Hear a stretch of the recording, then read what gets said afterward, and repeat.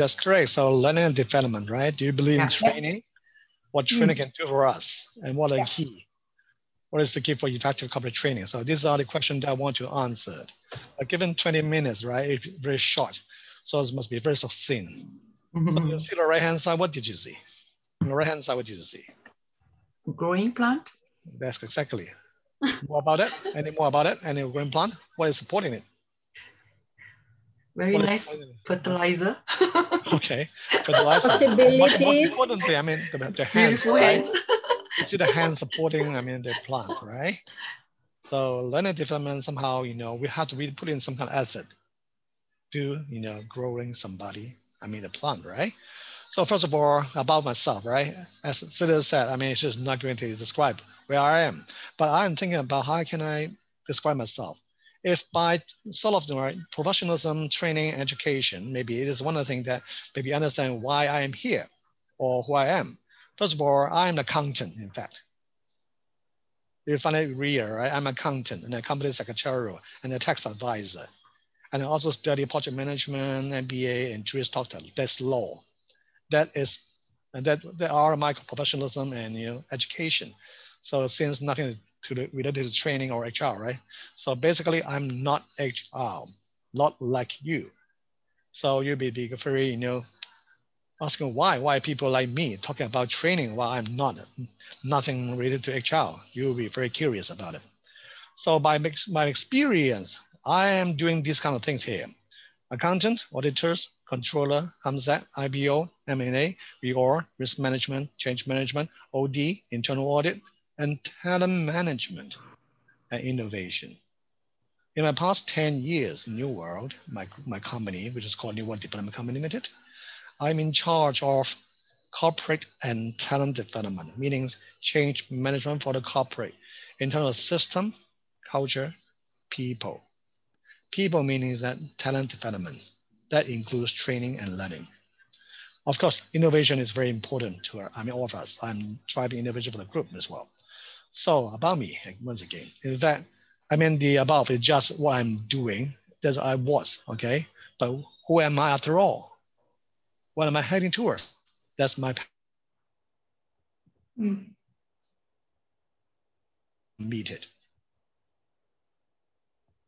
Sharing, coaching, mentoring, training, education, innovation, advising, cultural driver, and connector. I connect people because I think all people can share. Everybody is a teacher. So in that case, when connecting people, you got more resources, more knowledge, more experience to share. That is most crucial. So without further, you know, giving more words here, this picture demonstrates who I am in the past 10 years. You can see I gave a lot of talks in different areas. These are only some of my pictures here. You can see from each of the pictures here, I'm in different organizations. I've been speaking over, you know, hundreds of, you know, sharing public and internally a lot of classes. So these are some of my pictures. So that's why I'm sharing with you tonight, okay? These are basic introduction of myself. So learning, first ask yourself, what is learning?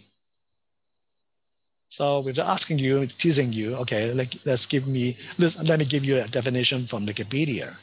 It says it's a process of acquiring new understanding, knowledge, behavior, skills, values, attitudes, and preferences. Okay, look at it. It's a process of acquiring. The point is, who is acquiring? So basically, you know that training and learning, they're different, right?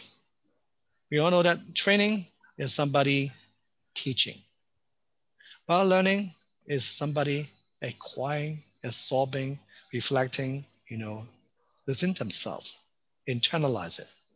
So I think that the training and development department, by its notion, I don't understand why we need training and development department here. Learning, as I said, is internal by individual, right? Training does not mean learning. So if training is just being done for the purpose of, you know, doing something, if people are not learning, so what's the use of it? I don't know. So that's why we always ask, what is the key of the learning itself? What's the key? The key is actually the why we need to learn, why we individually need to learn, not why you want to teach me, why we, myself, want to learn. Learn the why first and learn the how and the what. So why the word why first? If you have, listen to somebody called Simon Sinek, a very famous group, right? He wrote a book, Start with Why, and a lot of leadership books, right? The word why is a starting point. Start with why. That's very important. After all, if we don't believe in why, we don't know how to do the how, and you don't want to do the what, because if we don't buy in, don't believe in it, we don't commit. So we're just doing that for the sake of, for obeying, but we never acquire internally. So first of all, the key word for learn is understand why we need to learn. We, as a trainer, okay, we know the word ASK. Do you? Probably you know that, right? A stands for attitude. S stands for skill. K stands for knowledge. Which one is more important after all? What do you think? Attitude. Attitude, somebody said, right? That's correct. After all, if you don't have the right attitude, you don't learn the skill properly. You don't take it internalized as a knowledge. So we all know ASK. But the point is, do we really know how to ask? What kind of question we need to ask, in fact? What are the key to learning once again? So we all know that as competence, as I said, ASK, attitude, skill, knowledge, is very basic towards competency. So you want to just train them, give them the proper knowledge, the right skill. Can attitude be trained? Think about it. It's quite hard, right? So these are the words that really the crux of everything. Do you know what it is? Anybody can guess? What is it for me? What's in it for me? Exactly. So to the trainee, what's in it for me? Why I need to learn. Don't teach me. Don't tell me if I don't really buy it in. It's a waste of time. If I want to learn skills and knowledge, I can go to Google, Wikipedia. They're all there, right? The point is, what's in for me? If it's not for me, don't waste my time. You can waste your time, none of my business, but don't waste my time, isn't it? So but let's focus on who are the trainees. What do they want? Why they need it? And how can we make sure that they get what they need? And at the same time, we want to make sure that what they need is what we as a company needs. After all, we are a group of people come together called a company, right? If don't have a shared vision, a shared culture, we are not a company. Just a bunch of people, diverse, segregated, silo. So what is for me? Think about it. If a trainer want to make sure that the trainer takes something away, if he does not take into the account of what is needed, will the trainee be attracted? Will they pay attention? Will they acquire the knowledge and skill after all? No, because it's not for them. So let's define what is success. Why people want to be successful then? What underlying success?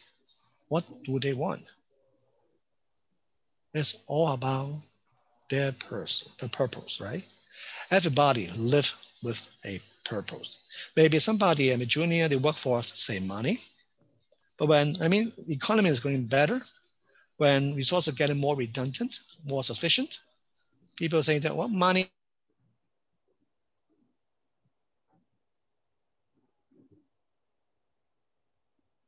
Maybe money, maybe not. My life, right? So purpose is something that is most important to everybody. Or align with what's in for me, that question here. So let's revisit this one. Everybody knows it, right? Maslow. You know Maslow. We know Maslow. Which is the most important after all? Think about it. I think most of the person here, you know that this is not a physiological list that you need, right? You have it. Safety, you have it. Social needs, you have it. What are more important? The esteem and actualization needs, right? These are things that we are longing for. Why? Think about it, why? If you are not realizing ourselves, how can we be happy? What success means to us? If just for food and safety, is that success? I don't think so. So Maslow is so clear that, I mean, we have to go into step. First of all, satisfy physiological needs, safety needs, and social needs. These are basic things, okay? These are, I mean, hygiene factors here. What's more important motivational factors here? The esteem, energization. So in that case, we are answering the question that we need to actually develop ourselves to a better one, want to grow, want to connect, want to learn. These are things that we continuously develop ourselves to higher hierarchy of the Maslow. So development is the key, isn't it? Do you agree? If you agree, we all know that personal development is a desire to the very best version of yourself. Everybody wants it. After all, you don't want to be just, I mean, breadwinner only. You want to contribute yourself. Make people understand that I am somebody special, not just a breadwinner earning bread and butter for the family. I'm beyond. I'm somebody with difference. I'm somebody of impact. I'm somebody of influence here. I want to contribute to society. I want to realize myself. This is my personal development here. So in that case, going back, what's in it for us? As a trainer, we think about what they actually want to be. It's not just they want to be a good worker, operator, staff, but they want to be somebody of importance, right? So let's think about how we can develop them. So in some sense, talent and development. I boldly say that I don't believe in talent and development. Despite myself spending years doing training, but I don't believe in. Do you know why? Anybody guess? Do you know why that?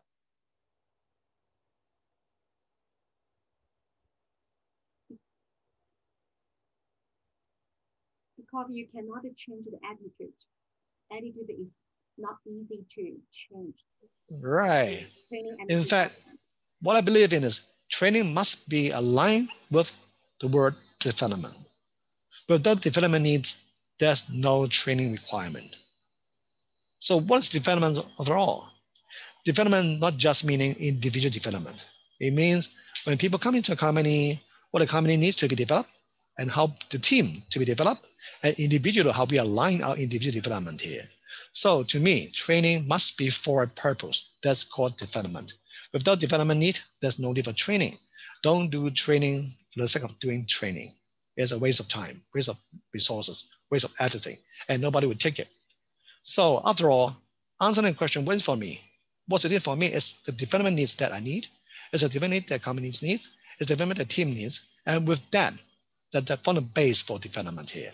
So development is, I believe that there's potential in everyone, and everyone is capable of reaching their higher goals, dreams, dedication, and discipline. And these are things that development actually individualize, internalize to the person itself. So back to my company, New World. I devised a 60 years of development program for the company of everyone. Think about it, 60 years of development program for everyone in the company. How long? How long will be your working life? Think about it. I'm working in New World for 28 years already. Still way to go, 60 years. So how can you develop 60-year training curriculum here? We did. In New World, we have 60-year development in that sense that we provide education subsidies from the age of 6 to our staff kids. So in that case, from the age of 6 until they graduate from universities, 20. So these are supported by education subsidies here. And we've mentioned trainee as in the university life. And then we join that as MT, mentioned trainees. And we have a lot of programs from the mentioned trainee to the executive. So altogether, we put it 60 years of training and development for our people. Of course, I said, it's not training and development. It's training for development. So our company is doing a lot of, talent development programs. We identify who they are and then what kind of talent they have, what kind of talent gap they need, the competence gap they have, and then we train them with 60 years altogether for each one of them. I can share a bit more in details, but given 20 minutes, I want to, go on. So what makes me a talent developer after all? Why accountant? Studying law, want to be a trainer. Why? It's because I believe in one thing. I believe in everybody is a talent. What I want to do is actually I want to unleash the potential of everybody, make sure that their talent being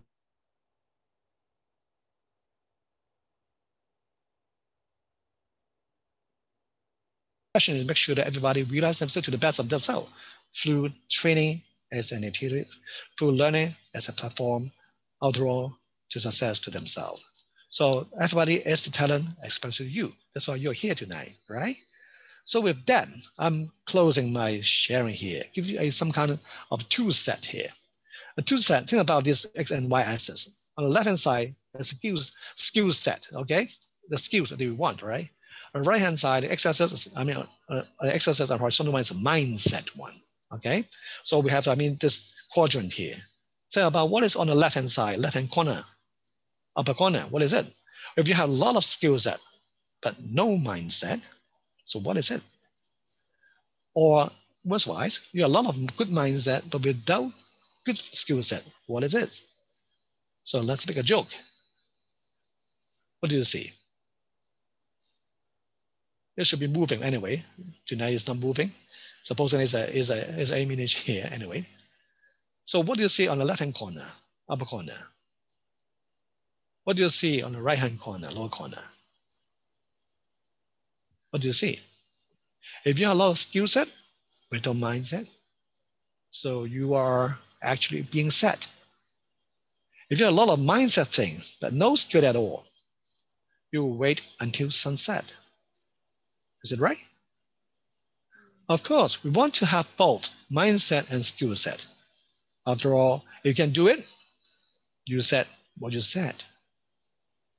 If not, if you have none, wow, in that case, you probably are so sad. Is it correct? So what's it, the inference, what kind of implication are these here? If you're in the left-hand corner, top corner, you are just a worker here. We don't need worker. Worker is cheap. After all, we have robotics replacing them. On the other hand, right-hand lower corner here, you just have a lot of dreams here. You're a dreamer. Dreaming is good enough, but you never realize it. You just think about it and never do it. You can't do it because you don't have the competence here. Of course, we need leaders. Leaders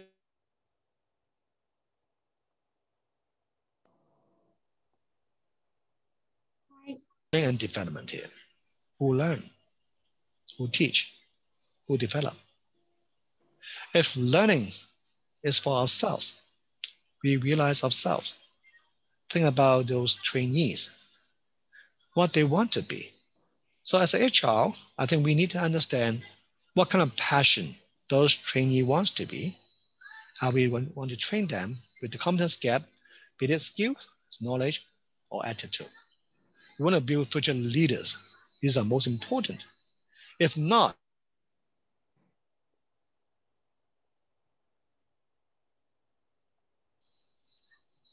we ourselves don't want to be losers.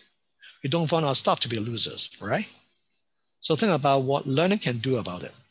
How we make sure that they learn, not we teach. We provide training as a platform to let them realize themselves. These are most important. After all, it is they that have their own lives. Remember the keyword, what's in it for me? They're the one to drive change for themselves.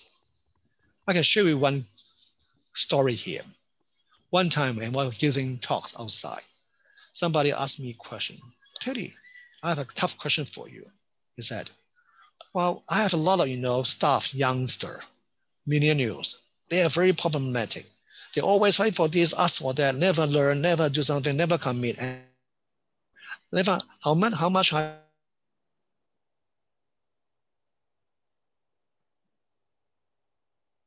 stop retention. Can you share with me? So if you were me, how can you advise him? Give the people more salary, fringe benefit, more, happy things to make sure that they're happy in their work, playing around. Is that, the way to do it? Well, I don't think so. Guess what I answered? First of all, I apologize I would say, if I say something that will make you angry, just forgive me. But I get an answer that may upset you, I would say. So I apologize first. He was so astonished why I apologize first, because I'm going to, sort of infringe you, make you, feeling embarrassed. So he said, okay, go on. And I said, congratulate you to having some problem stuff. He is just, puzzled. Why congratulate me? Why having all those problem stuff? You congratulate me? Are you joking? And then I said, no. Why are you having so problem stuff here? So much, so many. It's because they are all with potential. They are not satisfied. They want to realize themselves. They fight for their future, but the company and HR is not doing things they need. They are not addressing their basic need. They just give them what they think is needed, but not actually what is in for them. So in that case, they are complaining, they're asking more, they are leaving, they are not loyal. In that case, that means the company is not good enough to catch up with the requirement of the talent.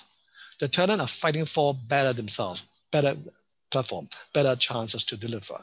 So if HR is not doing things for people, just doing things for the company per se, this is not good. The training is a waste. If they engage the staff, make sure that they understand what they need, and then providing what they need, let them be happy.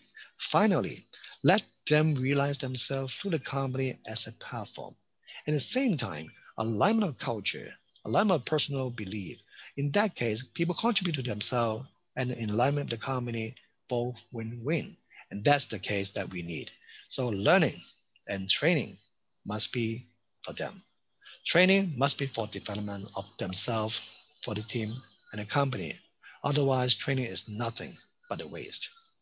So it concludes my short presentation, 20 minutes. So I would like to take any tough question you have. Never stop asking after all. If you don't ask, it means that you are either not interested, not engaged, or you are wasting your time, or I'm not explaining myself clearly. You're losing interest. So I'm asking you to ask me questions, please. Thank you. Thank you, Teddy, for his sharing. Should you have any question, please feel free to ask Teddy. And here, someone, Yuna asked the one question I can see from the messenger chat box. She asked the question is, what is mindset? Mindset basically means to me, it's a culture. First of all, as a trainer, we always ask, what's the most important of a fit? Let me ask you, cultural fit, competence fit, job fit. You have to acquire somebody as a staff, which is the most important after all. Cultural fit, competence fit, job fit. Most of HR will think that job fit is more important because it's replacing somebody in the same job here. So it's a replacement process here. We need that people doing that job. If that's the case, it's a waste of time. After all, we are not replacing people by the sake of replacing people. We want to make sure that a company is developing. More importantly, how people can be happy themselves in the company must be some shared values. And these are the culture. If they have a very, shared culture, shared value, they will stick to the company to realize themselves, as I said in Maslow, making use of the company as a platform to do it. So in that case, mindset, how to make sure that they have the correct mindset that aligns with the company culture, not just the skills or knowledge, but the attitude itself. We all know that. So if you have good mindset, for example, like our company, we look for innovators. So how can we be innovative? Very creative. If not asking question at a time, so you are not creative at all. Why creativity? Creativity means something in the air. If you don't ask why, nothing in the air, right? So asking question is one of the attributes of creativity and innovation. So we have to make sure that people ask more, want to acquire more, want to express more. So in that case, people come together, share more, and creativity comes together, comes to innovation. So mindset is something that actually have a collective, behavior and collective belief, rather than just the skills and knowledge they have. So the mindset means it's a specific, the mindset that fitting for the company specific culture, whatever you define, can be innovation, can be the type of person you want to recruit. So it's more about culturally fit. So it's quite specific, applicable to each of the company, the core values that they have extract. Is it? Exactly. Exactly. Okay. After all, if a company don't have a good culture, how can you have attraction to those people that align with like-minded, right? Company, what does company this word mean? Company means companion, right? It's a group of people come together for a shared vision, for an objective, right? If they're not aligned, how can we have a good company, good companion? How can we put together things, right? So these are very basic. Got it. I've got another question which I want to ask you that I really like your 60 years program. Yep. But as we all know, New World is a giant company. So, but we're a company with SMEs. It's very difficult to cater for different needs, especially about young engineers or millennials of this. It's impossible to get graduate programs in step by step. So how would you deal when it's an SME? What advice for SME owners? Okay, I've changed a little bit on the context here. First of all, I don't think that's a limit to anything. The limit is only in our brain. I mean, those boxes, right? Go beyond the box. We don't have a limit. Don't think about if resources are only limit. Resources are always abundant. The question is where they are. Sometimes resources are beyond us, of course, but we can share. Think about the sharing economy here. So which is the biggest company without which is the biggest renting company, car renting company without a car? Which is the biggest, hotel without only a hotel? Only as a video without, a paid writer? Which is the biggest, marketing firm without, a firm, a team of, a marketer, but user inputs, user generated contents here. The Facebook, the YouTube, Wikipedia, Airbnb, Grab, all these things, right? These are shared economy here. So when we understand that we have limitation in some way, but we do have some other contributions. Budget, of course, yes. The point is come together when we have a lot of confidence ourselves, right? Like this platform here. Do you pay them? You don't. Okay, we have sharing. So encourage your staff, go beyond, say, for example, education, industries, associations, go to schools, go to, SME associations, go to volunteer works, a lot of resources outside. Just invite people to come and share.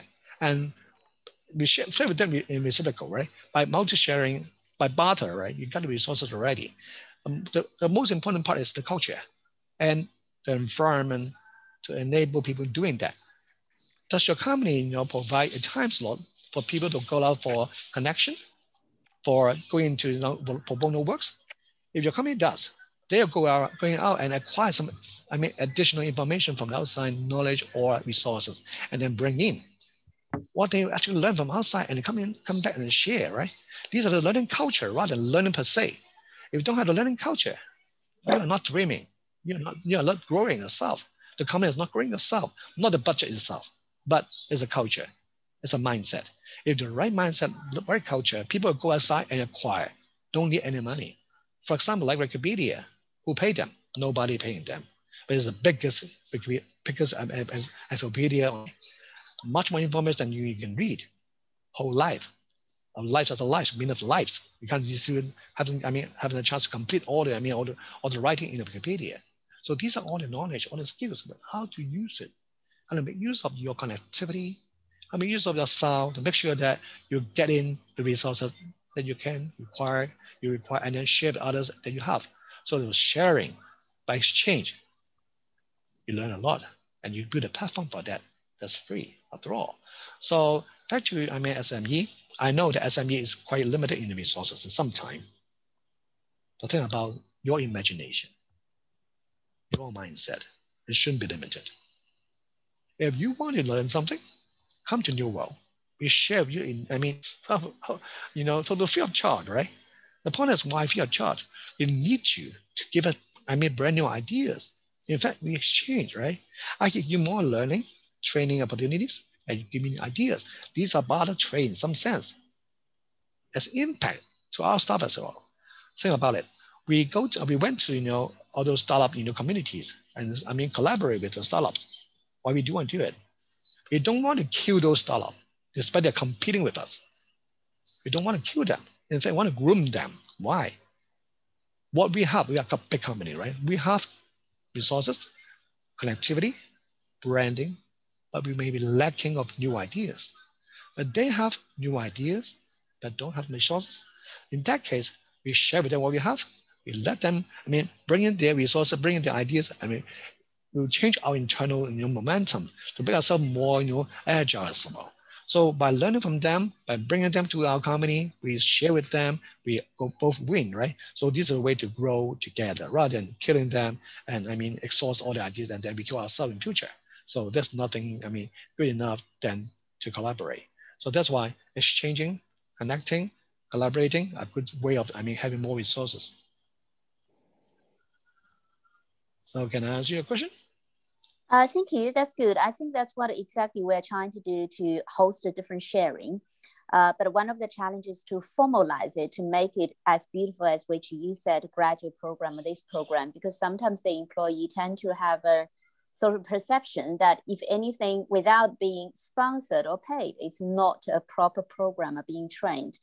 But I got your point. Thank you. So I think it's about how to packaging this more in a nice way to make it formalized. To like a kind of for example, like mentoring, right? Which is difficult. Okay, for example, like mentoring. Yeah. Exactly. I know. Exactly. Like mentoring, right? If you give some kind of recognition, okay, not the money itself, just a title or, public recognition, it doesn't mean any cost, right? So mentoring means somebody teaching somebody and then somebody giving back a praise or a recognition in the sense of say, thank you, or a line of thank you so much, you teach me these things, you enlighten me. These are praises that people can give by mouth only. Right? Words only, right? Without payment. So how can we groom this kind of culture in setting in a company within that so that all our staff can learn from each other? There's already a lot of teachers, a lot of students there already. Why bother with, third-party consultant, training consultant, get a lot of money without, understanding what they need, right? It's a waste of time, waste of resources. So having money doesn't mean it's good enough. Understanding people's need and how make use of internally, our resources are much more important, much more effective, or much more, accustomed to our own staff, getting more effective sometimes. So think about it. We in New World, for example, we had another program. We come together 4 companies. One is McDonald's, one is Tang Gas, one is the Lian Feng, the logistics company, right? And New World. 4 companies come.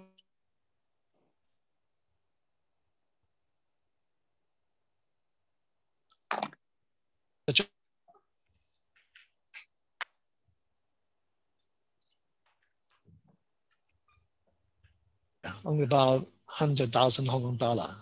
It's only 12,000 US dollar, right? It's very cheap for 40 person, 10 from each company.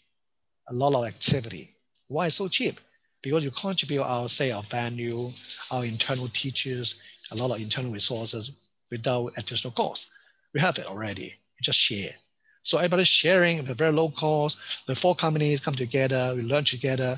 We won an award from Hong Kong Mission Association Training Award as well. So glory go to the 4 companies and all the staff involved and all the trainees as well. So they get promoted, they get a lot of recognitions, very low cost. So why bother with the money? Money is only one of the very minute one. The idea is more important. The culture, the mindset, and the opportunity that you think about, imagination. These are things that we need. I think okay, and I give you all these things. All the questions, right? So any other question do you have?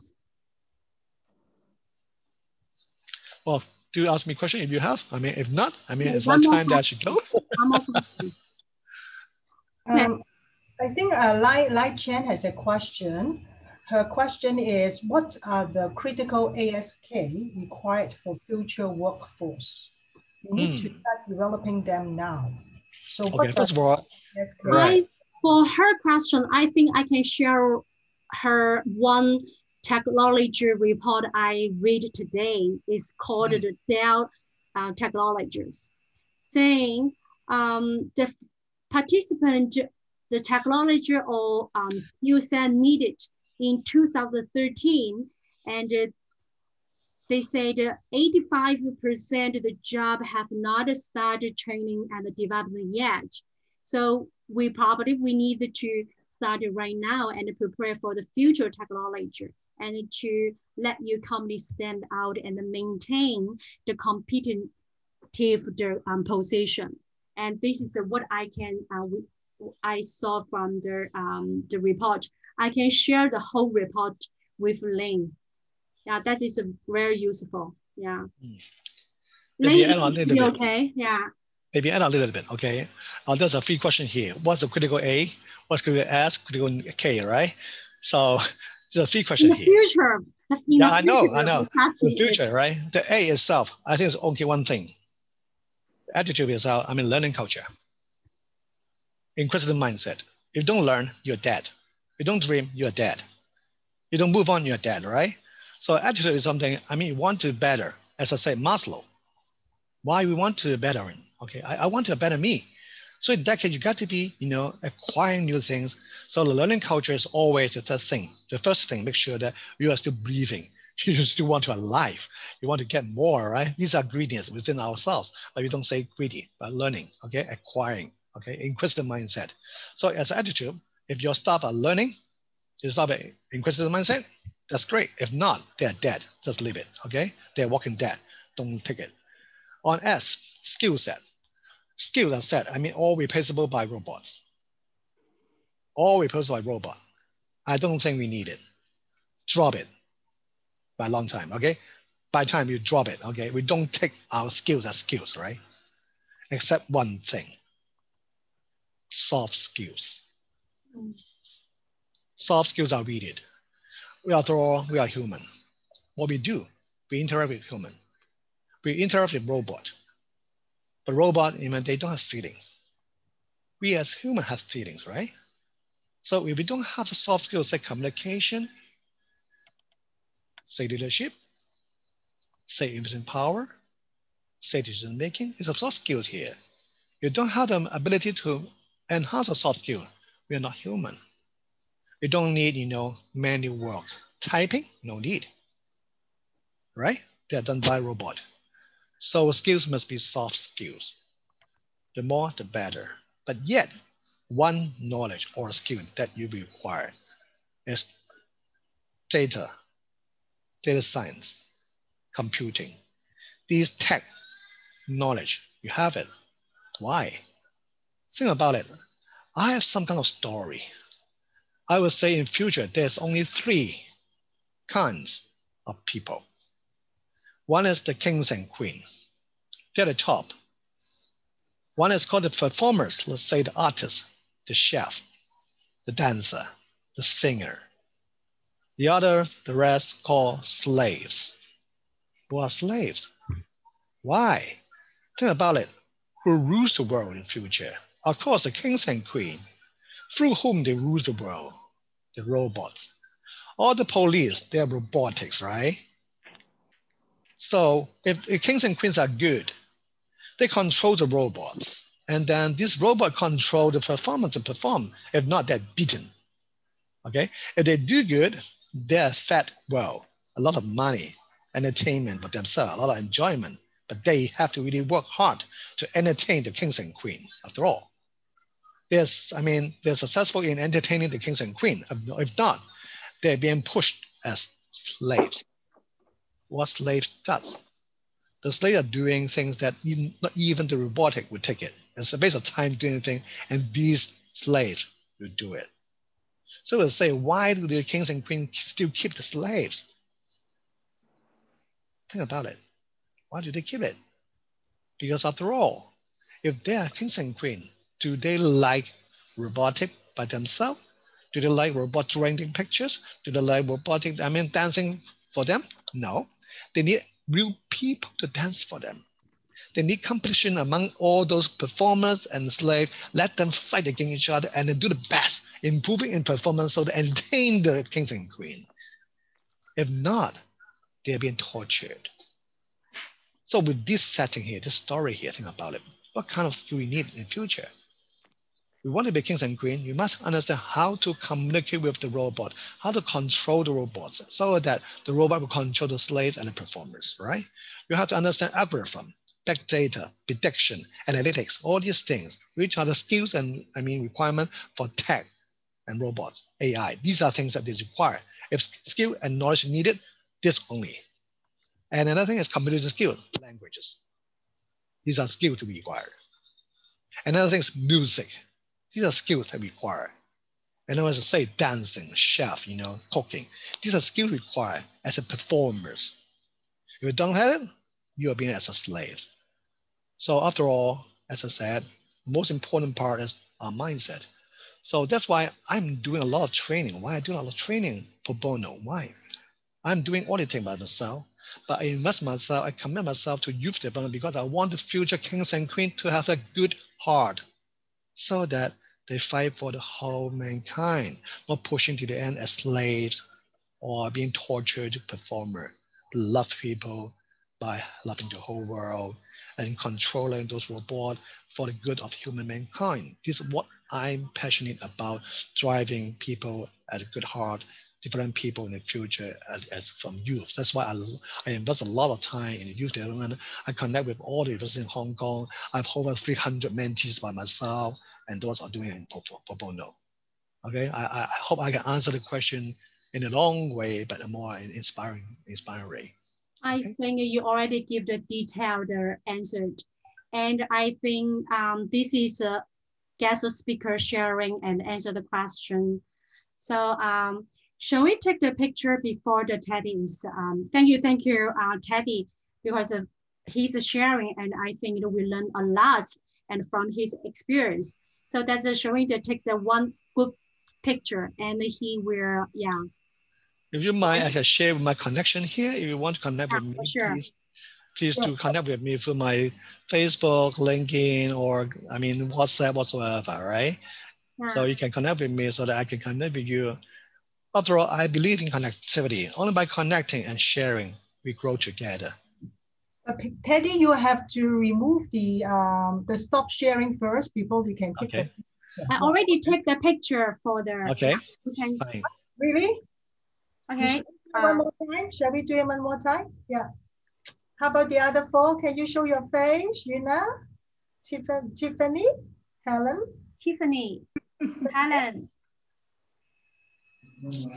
Teddy, really great sharing. Thank you so much. Thank you. Thank you so much. I'm so sorry there's no time to answer the Maria question because, yeah. One more time. Tiffany. Okay. So, what's next? Cecilia. Yeah. Thank you, Teddy. Okay. You will join us, continue to join us, or it's up to you, yeah. I shall be exited. Okay. Okay, so hope to connect with you all. Okay. Okay, thank you a lot. Okay, bye-bye, everybody. Bye-bye. Bye. Thank you very much. Bye-bye. Now I will sharing continue with the PowerPoint. Just a moment.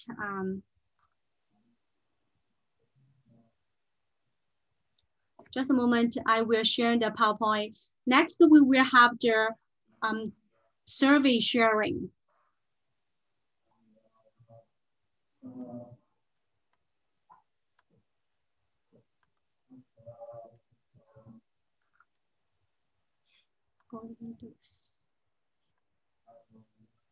Here. Can you see the screen? Yes. Okay. Here is the rundown of our mastermind learning and development. First of all, we will share a regional survey report, learning and development. And then one small team group will be formed and for discussion for 25 minutes. Then one representative of each group will summarize the team discussion and wrap up. Next is our survey report. Training can be of any kind of relevant to work or responsibility of individual, or also can be delivered by any appropriate method or model. For example, web-based training or face-to-face training, right? So in Hong Kong, In Hong Kong, 58 people choose blended training is the top one. And it is becoming more and more popular over the last year. We can understand that. Blended training is effective combination of online training and classroom training. I think that many of the corporate prefer the staff to learn on-site rather than offsite training, right? Because it looks much more cost-effective. Okay, next, 25% say I prefer the web-based training. I think because the pandemic period. And 10% of companies choose the social learning. They're willing to spend the money on the social learning.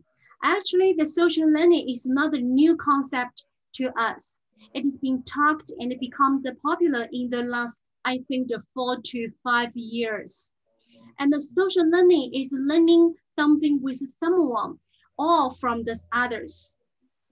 It is happened through many channels, for example, collaboration and observation or interaction with others. And some the theory like 70, 20, 10 training or learning theory support that. So it's very, very popular. I read some report today, and one report from the Accenture said 85%, especially technology company or social media company, prefer the social learning as the main training method. Okay, 5% of the company choose classroom. This is still the traditional learning method. And 2% said, okay, I have no preference on the training method. Okay, next. Next is about the topic, the top area around the learning and the development topics. 26% the company said, I prefer the change management. I like to spend the money or time on the change management.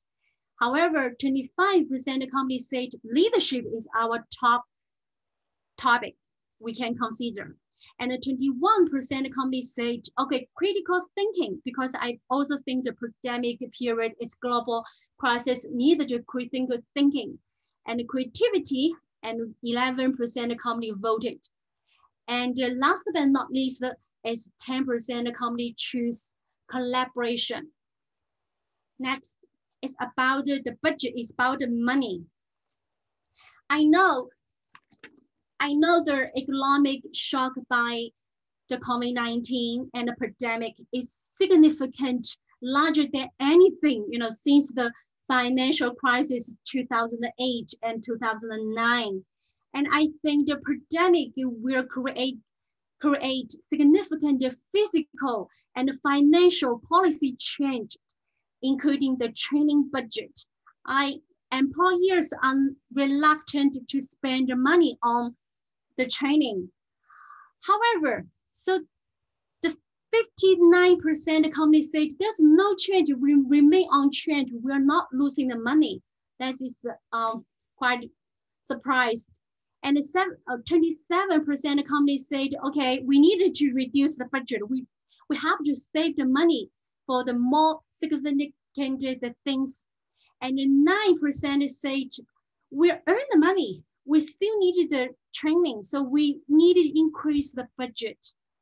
I think the most likely is from the technology company. And because I read the report said, especially the technical based company willing to spend the more money on the training and the development. 3% companies said, okay, we have not decided yet. We have to see the situation is going on. And 2% said we have no money at all for the training. And what about the U company? And this is the end of our survey sharing. And now we totally have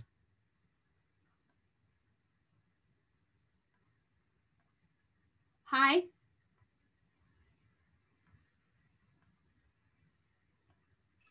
And we totally only have the 5 participants here.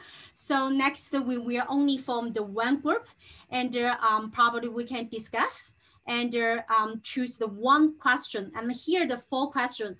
How about the thing we choose the first one? And what are the best way to measure the impact of training? You guys should be okay. Yeah. Okay, let's start to discuss the topic about the best way to measure the impact of the training. Who like to be first to speak to sharing? Dina. Hi, Dina. Hi, Dina. Maybe I will share first, Cecilia. Yeah. The best way to measure impact of training is to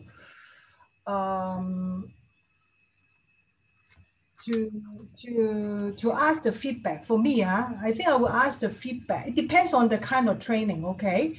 If a kind of soft skill training, say for example, communication skills, then I'll ask the feedback of the supervisors.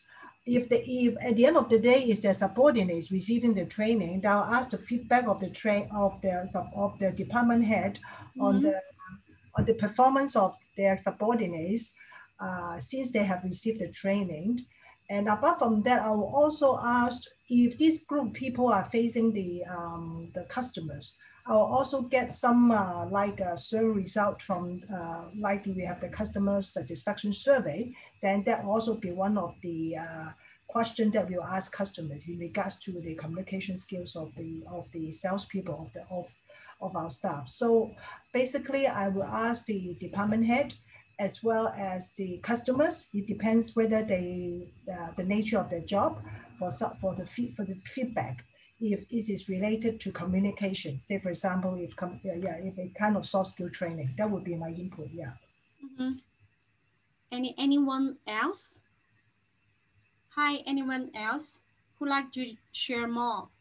Maybe Cecilia, I suggest that you stop sharing this slide, and then you put everybody, and so that you stop sharing this slide. You stop sharing the slide.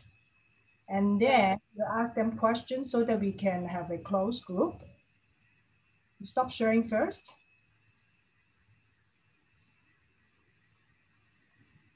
Yeah. Okay, very good. Okay, so let's see. We have a gentleman from, I don't know how to pronounce your name. Is that Nugaha? Nugaha? Yes. Yeah. You see there's on that? Yeah. Okay. I think the best way to measure impact of the training is feedback 360 degree.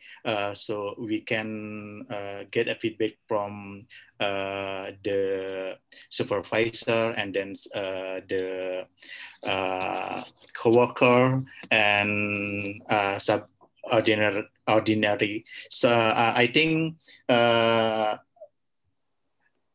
if we can get feedback properly, we can measure that impact of training is best for our company. And for the customer, we can get from customer satisfaction index or feedback from customer complaint. So we can know the impact of the training, and we can improve for the next training. I think that is my opinions. Thank you. That is good. Are you from HR? Would you like to introduce yourself? Yes. I'm from Learning and Development. HR, yes. Yes, I'm come from Indonesia, Jakarta. Yes. Nice to meet you. Yeah. Thank you. How about Dina? Dina. I know Dina is from Indonesia, but she's located in Malaysia. How are you, How are you, my dear? Hey, I'm good. I'm good. Thank you. I left for a while, and then now only 5 of us. Yeah, but it's so right to have a small group discussion so that we can be more intimate. Yeah, correct. Yes. Yeah. So, Cecilia, would you mind if you repeat your question? Yeah, and how define the impact on the training in your opinion? Oh, okay. Impact of training. The best way to measure the impact of the training. Okay. I would say the answer that Nugraha gave is very complete. That 360 review. Apart from that, I would also add the performance review. Yeah, the annual performance review, because I believe well, like 90% of the companies still doing the performance review, yeah. And then on top of that, I will add the employee survey. Like in my company, current one here, we have also the, we have annual employee survey, whereby we measure apart from the engagement, the effectiveness of the manager, we also measuring our culture, measuring our training and development. So from there we can find out. Yeah. Okay. Actually, I have the one question related to training is money. And this is a question I plan to ask our guest speaker, but you know, the guest speaking lasted for too long. So that's why I withdraw my question. So it's about the money. You know, I saw the article and the report said, return on investment always is the best way to measure the impact on training, right? You have to convince your boss, your shareholder, and to invest your training, because it costs a lot of the money, right? We not only the on-site training, we still needed to off-site training, outside training, right? So you just spend a lot of the money on it. So how to measure the impact or the result or the effectiveness, to be honest. But someone said the ROI, the return on investment, just a report, kind of the report, and provided some data on the past history. And rather than provide information to help to facilitate improvement in the future, so we should abandon ROI, return on investment report, in the workplace in the future. So without the ROI, I don't know, you know, except for some point you say the feedback from your subordinates, from your boss, and the customer satisfaction, and also say that the performance review, and 19% company are doing the annual review, right? And employee survey. And I don't know actually for this question. And anything you want to, you know, input survey, right? Survey. Rather than the ROI, I always think the money and ROI on business, you know, return on the business is best way to measure the impact of the training. But someone said, no, we have to abandon. What do you think? Selvan. It's called a Selvan, right? Yes. You can call me Salva. Oh, Salva. SELVA. So that is how I prefer people to address me. Okay. All right. I am in the HR, focusing on the talent development. Yeah. I'm from Malaysia.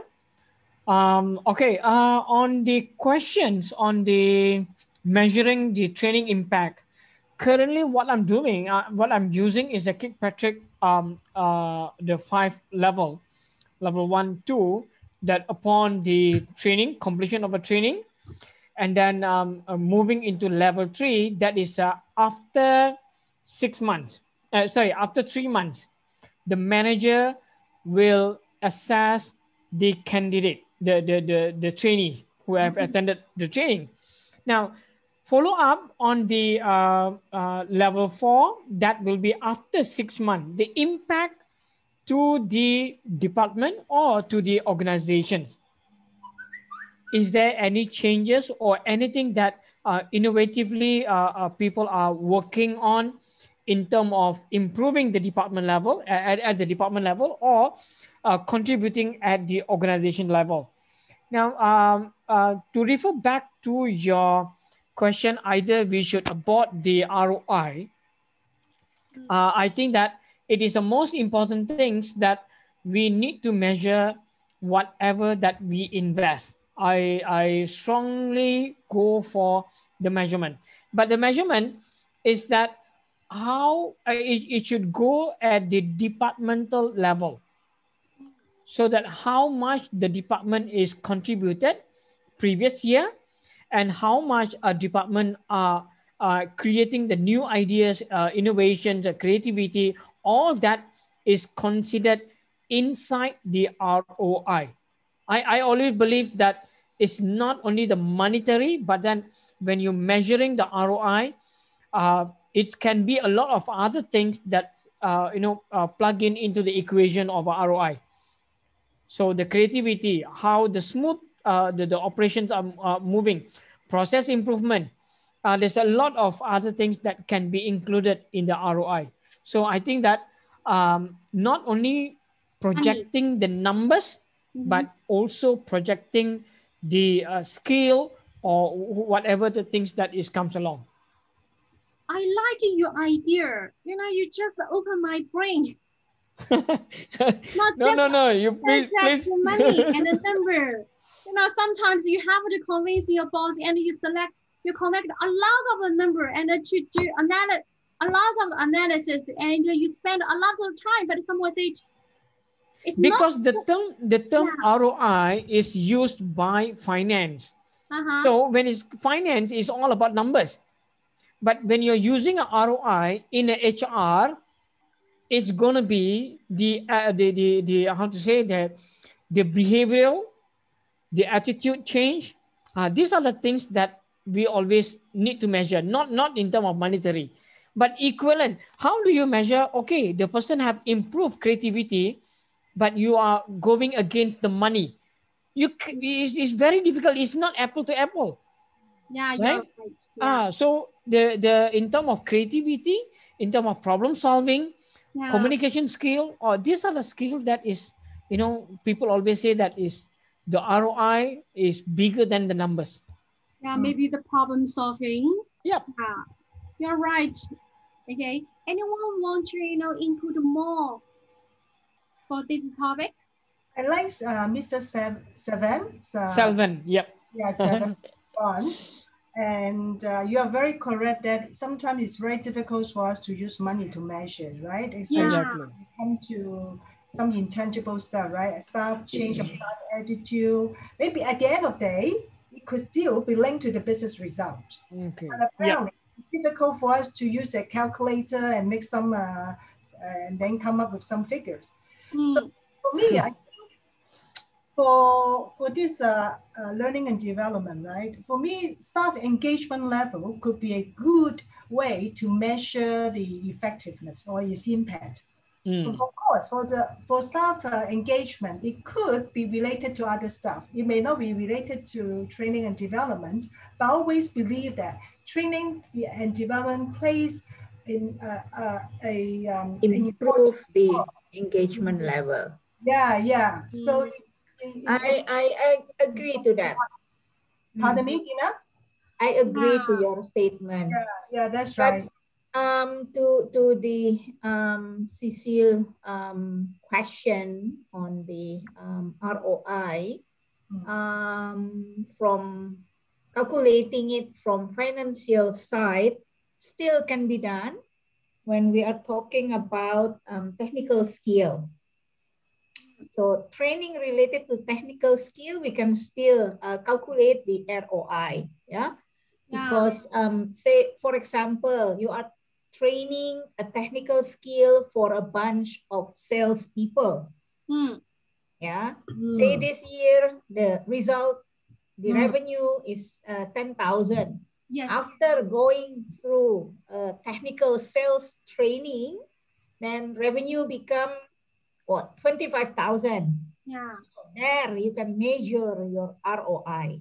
But again, if it is about technical skills, yes, easy to measure. But when you're talking about leadership training, all the soft skills, then it is a bit difficult. Yeah, it's difficult. Yes, because the result cannot be shown only on one particular item, particular things, because it might impact, like what Rita mentioned, it might impacting, because the better the person as a leader, it might impact the engagement of the team. Yeah, improving the culture of the company, improving the diversity, inclusion, and equality, for example. Yeah, so depending on what kind of training it is that you want to measure. So that's my additional to the question. Yeah, thank you very much. And we have the one comer, new joiner is Pooha, right? Kuha, my friend from India, she's relocating to Malaysia. Kuha? Kuha. Or Debjani? Debjani, are you going to say something? Okay. Can you hear us? By the way, Dina, why don't you introduce yourself? You're a training expert, right? I think so. She is a training expert. I'm more to HR generalist, not to COE, Center of Excellence. Yeah. I did introduce myself before you joined, Rita, this evening. So yeah, you did. I'm Indonesian, based in Malaysia now. Been here in Malaysia for 1.5 years. Total experience in HR is what, 25 years now. I'm old, yeah. But young at heart. Because I have teenager. I prefer to rephrase the old word to wise. Okay, thank you so much, Selva. Yeah. So I would. Sorry, Cecilia, do you have another question to share? Because I love the question and we have a small team here so that we can share more and we learn from each other. Yeah. So you have you all are good, right? So we can choose another. Probably I send this question here all, and so that everyone you can see that question. And let me see which question is. Can you see that? All right. It's a learning model 70-20-10, the best. Yeah. Or train people well enough so they can leave. Treat them well enough so don't want to. What do you think? Which one you want to discuss? Let them choose. Let them choose. Let them choose. Yeah. I think the 2 or 3 is. Maybe you go with number 3 here then. Richard Benson. I think it's quite a famous quote, right? Train people well enough so they can leave, and then treat them well enough so they don't. Yeah. What do you think? I love this quote. Yeah. Lots of companies. See, let me share my experience. My boss, actually, he's from mainland China. He doesn't want to spend money on training and development because he's of the impression that if I train you so well, you will leave the company. So by then he will be losing his money. He always had this kind of mindset, and so he still doesn't want to use money to organize any training. Usually, he would just ask the staff to conduct training among ourselves. Like say, for example, if I know something about leadership, I'll conduct training with the staff in the office about leadership. If you know about like communication skills, then you organize your own with your own people. So this is the way that we do training in the company. Of course, we just think that it's not the best way, especially if we only have very limited know-how internally, then we'll never grow ourselves because we never spend money on training. But this is the mentality, especially my boss is the owner. He's the one who really uses money to run the company. So he has this kind of mindset, especially I'm not sure it's because of the people, I don't know, but I cannot say that he's from China. That's why kind of this mindset, right?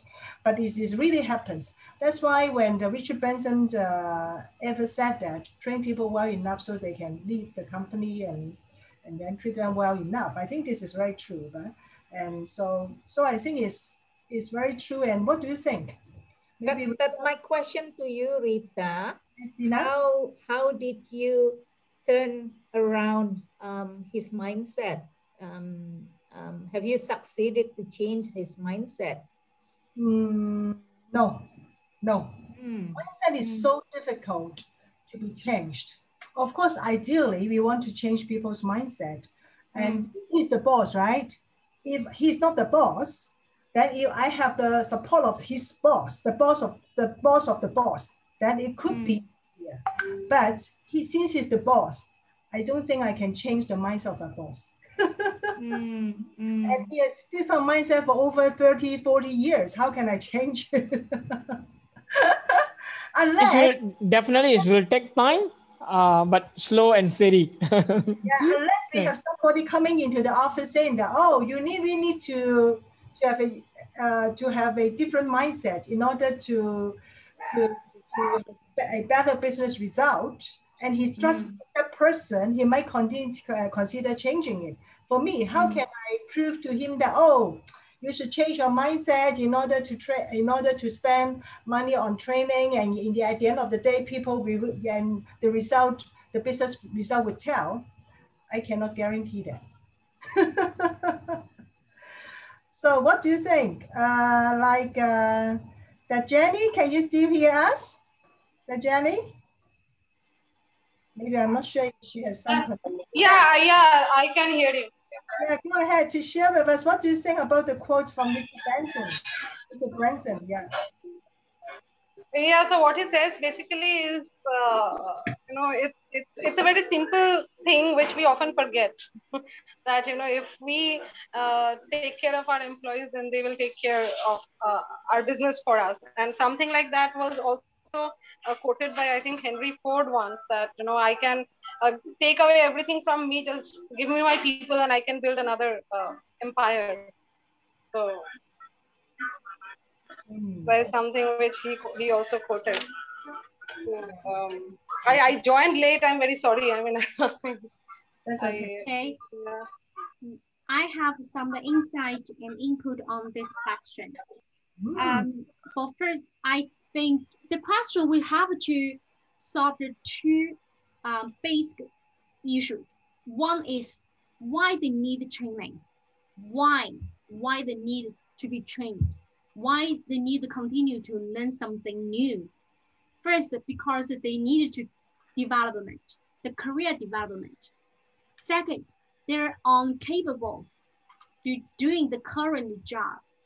But if you train them well and then let them to able to perform the job well and build up the confidence, which is beneficial only to your company, right? Maybe the double. And for the another thing, if they needed the career aspiration, and if the company cannot give it, why not just let him go? And this is the first question I want to share. And the second issue we needed to solve, why people want to leave. Someone said only the two problems we needed to solve. One is because the money, because the salary, because the compensation.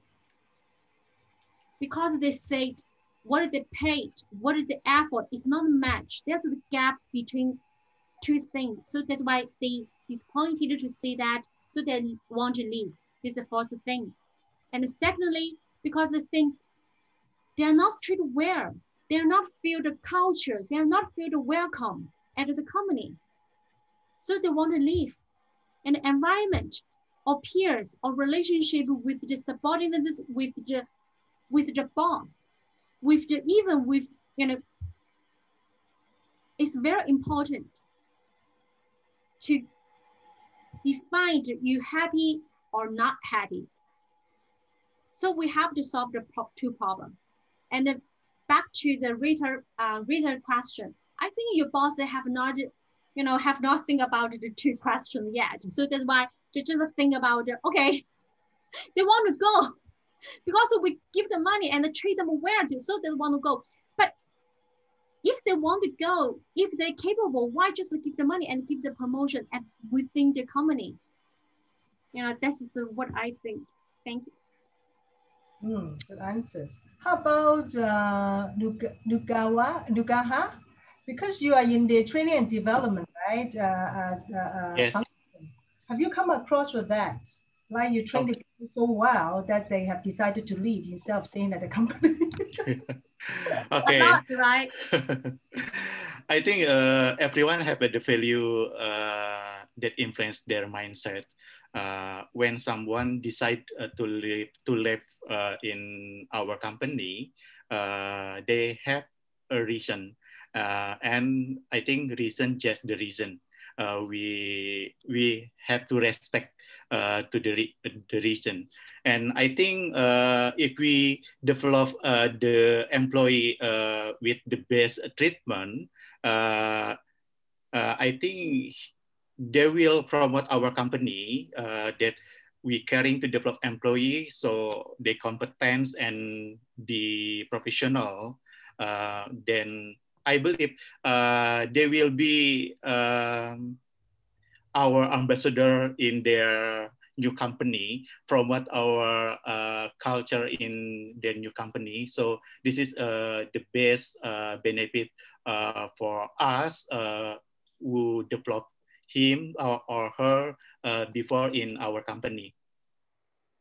So I think this is yeah, this is my opinion about someone decide to live in our company. So no problem, because I believe they have they have plan in their future, so we can support them to success in the future. Okay. Yes. How about Dina? What do you think? Again, the principle of developing people is not only for now, right, but for future. And if the employee decided to leave, then it is the right of the employee. We can't keep the employee and say no, of course. So on the other hand, I believe if we treat the employees right, if we treat them good, just like what Richard Branson said, they will stay. So how we treat them good, actually the one that mentioned the reason why people leave the company. Those are the reasons that we need to those are the elements or the things that we need to pay attention to, right?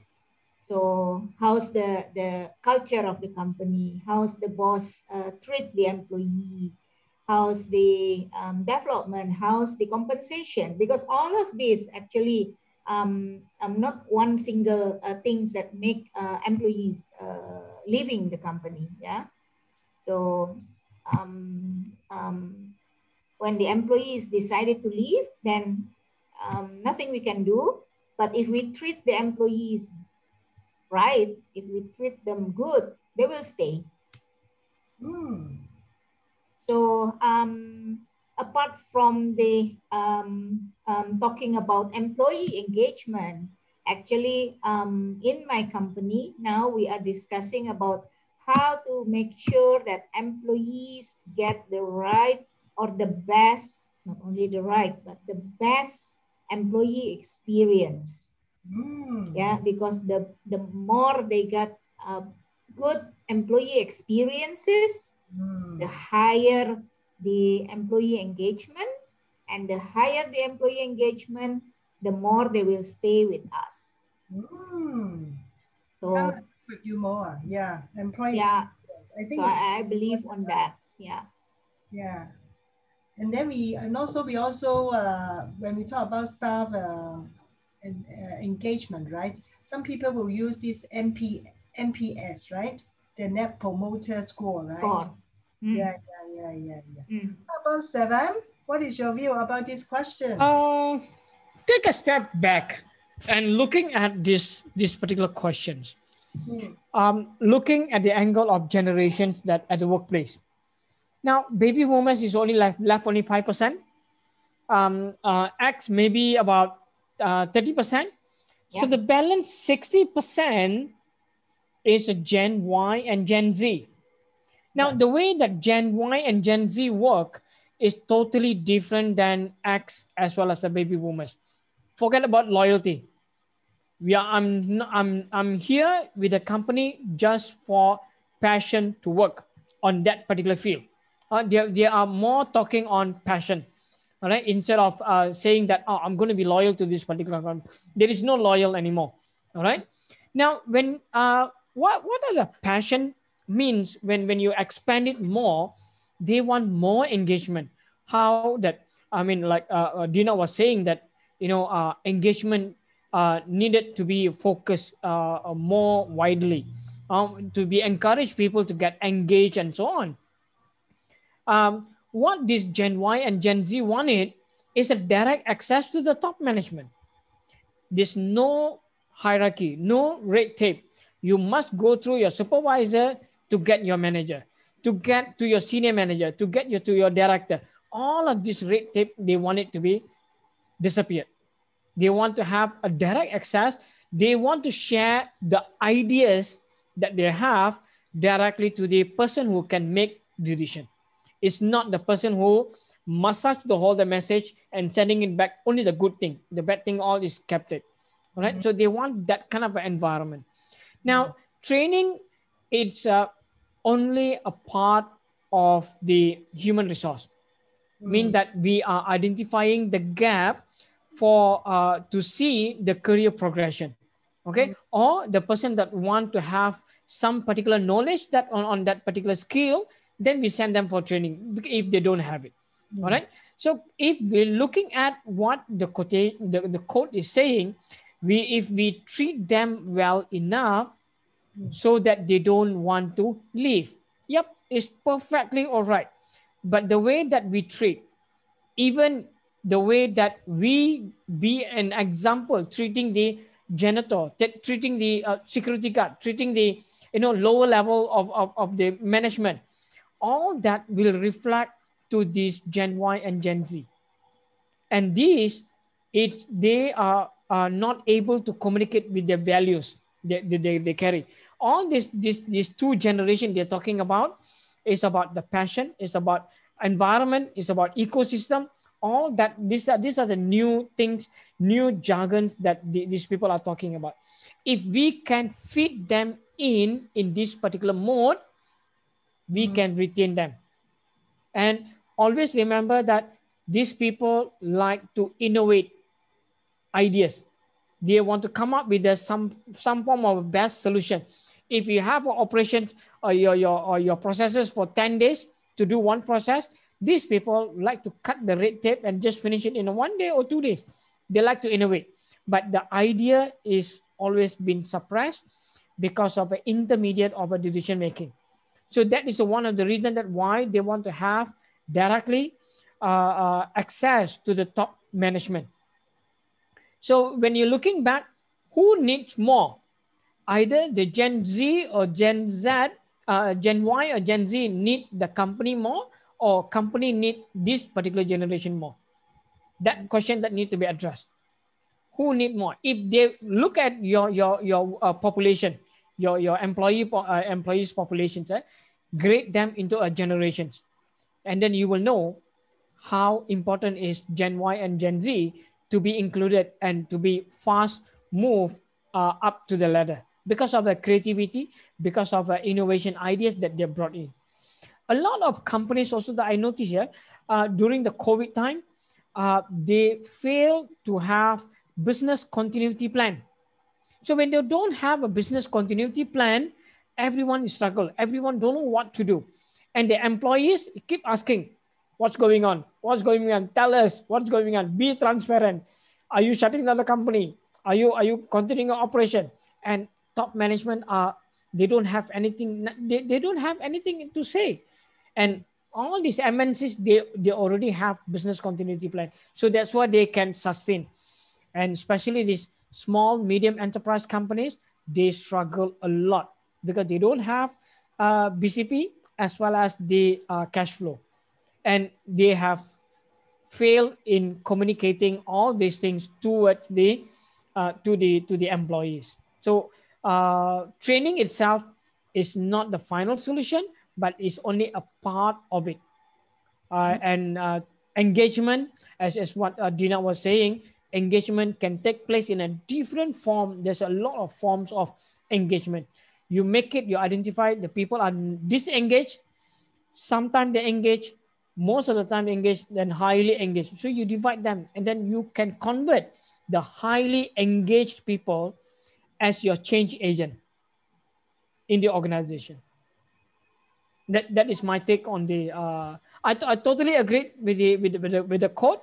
Yep. If people want to leave, you can't stop them.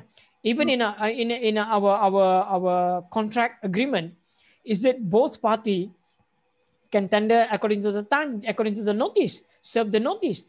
But then, as Nugraha was saying, that convert, if they want to leave, let them leave, but convert them as a potential customer, converting them. And a lot of companies are against, you want to leave, that's it. I don't want to have any more relationship with you. They just push it away.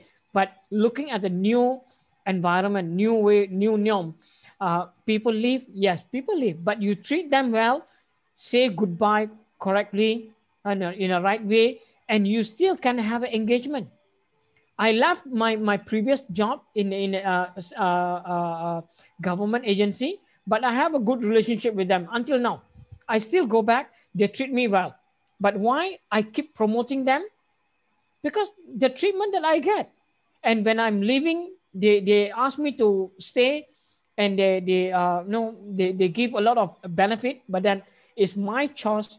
I have to be with my families, so I have to move out from that particular companies. So treat them well, convert them as an ambassador. Wow. That's Very great. nice. Yeah. I love this group. Very good share. We have learned a lot from each other. Wow. Yeah. Arisha, Dibni here. Yeah. Yeah, I would, time is really short, but I would just like to share a beautiful experience that I had during the COVID time. And it's also on, relating to employee, retaining your best employees. Okay. So I would want to talk about an Indian MNC, which is Tata Consultancy Services, TCS. So my husband works there. Okay. It's one of the best employers, and they proved themselves to be one of the best employers in the world during the COVID time. What they did is, during the COVID time, many people were really, they got burdened with work. Like if you're working from home, especially in an IT organization, then there were no days, there were no nights, even on Saturdays and Sundays, employees are working. So they were, what TCS did is, they started employee wellness program, quite early during the pandemic time. They started yoga classes. Okay.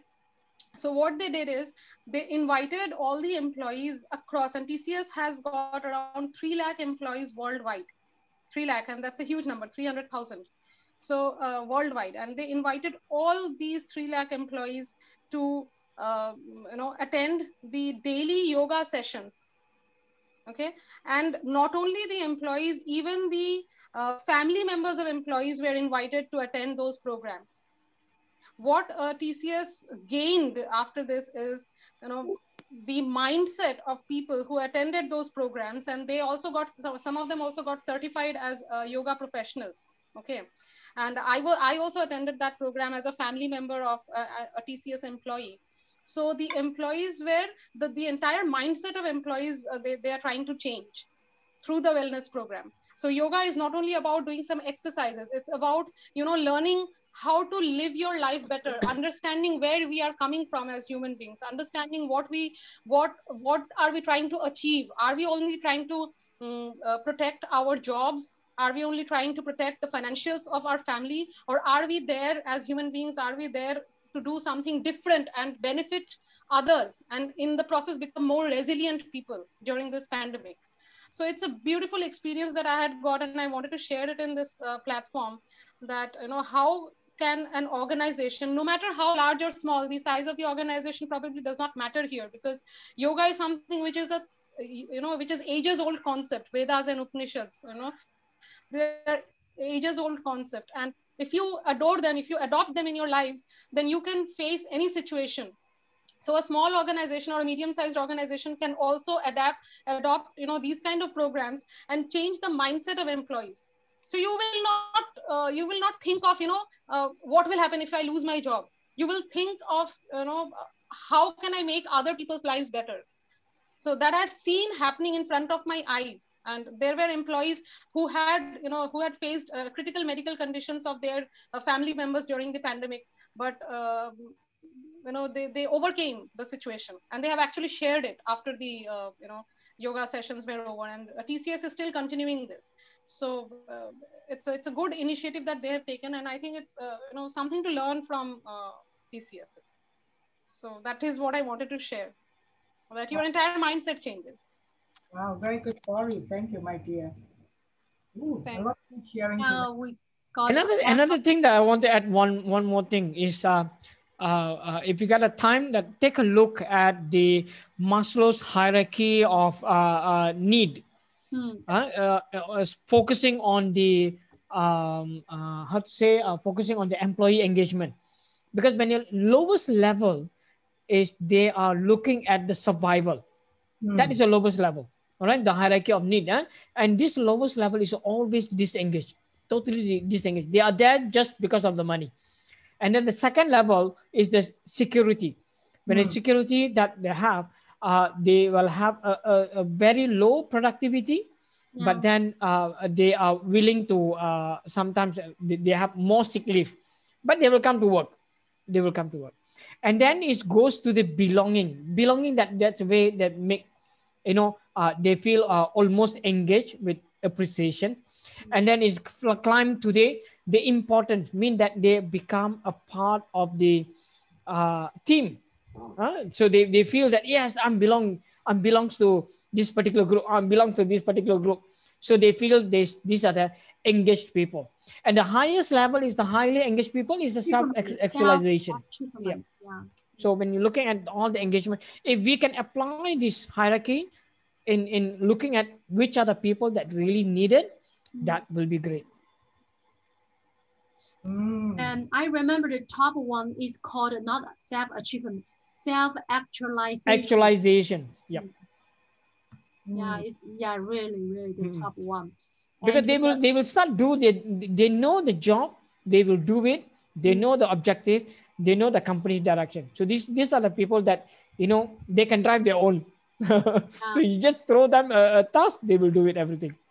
Yeah, but someone said the top one, top level is super difficult to achieve. There are only the few people like Gandhi, India, like Job Steve, someone, just like. But nowadays, some scientists also say that probably we can achieve achievement, then the job security and the down up. In the past it's up down, but now it's down up. And a new theory about the Maslow theories. It's very interesting, and we can find some information. Guys, sorry to disturb, but I really have to go. It's quite late. Yeah, sure. Just give me the 1 minute, and this is the end of the sharing. But I have to tell you guys, because the last time, and we already say something really related to the engagement. So I like to share with you the next is engagement. Can you see able to see the screen? Yeah. Okay. The next mastermind sharing on 11 May is staff engagement and communication. And I invited one guest speaker. I want you guys to join in, because this is not only the staff engagement. I I invited to sharing one, I think just a marvelous experience. And in Hong Kong, and she worked for one famous, the top, top 5-star hotel. It's a 5-star hotel, but it's top 5 expensive hotel. But the hotel was closed for renovation for 2 years. So over 800 staff was being made redundancy immediately. And there are no time preparation and no time, everything is just, come to Russian. But this lady did a great job, and she turns the negative side, all the disaster, to the positive side. Of course, she did a lot of things. What I heard and what she did for the employees, for the companies, and there's no, I have not seen any of the negative comments from the social media, from the forum. Now if something bad happened to one company, and a lot of the bad negative comments will see and will spread, quickly. But the case she did is very successfully. And that's why I invited her to share with you guys about the staff engagement. To me, staff engagement is not only just to do something nice and get attention and retain the staff, but sometimes we have to, clean the something, lotty something. And that is why I want to invite you guys to join the next session. It's very, very meaningful. To be honest, it's just, you can definitely will join. Yeah. Okay, thank you. Thank you all. Yeah, I really have to go. Sorry, guys. It's okay. It's okay. It's time to go. And have a nice you day. all. And bye-bye. Bye-bye. Bye.